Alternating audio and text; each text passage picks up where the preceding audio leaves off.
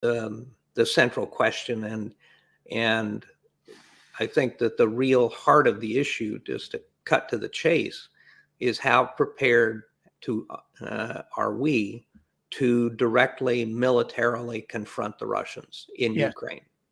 If you define Ukraine as a vital United States interest, then you have to be willing to confront the Soviet Union. And as the president has said, and at that point, you're contemplating the possibility of World War III.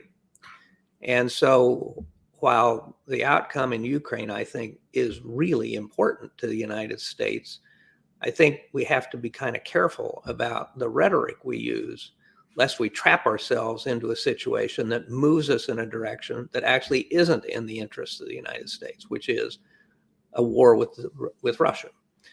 You can't be deterred by Putin's threats to use weapons of mass destruction. Otherwise, all Iran or North Korea or China needs to do to achieve their objectives is say, well, if you don't back off, we'll use nuclear weapons, and then if you back off, then you've lost the game.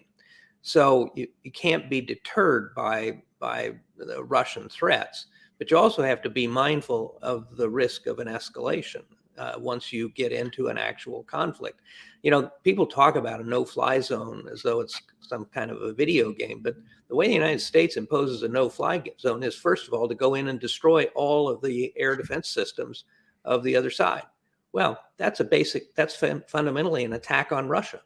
Yeah. And are we ready for that? So I think this is a very tough line that the administration has had to walk.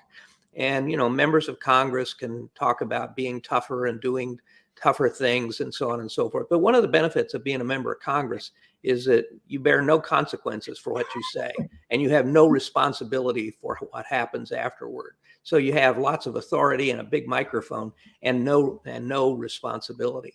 So what the president has had to do is figure out, how do you walk this line to give the Ukrainians as much as you can to help them fight the Russians without dramatically increasing the risk of a war with Russia. Now,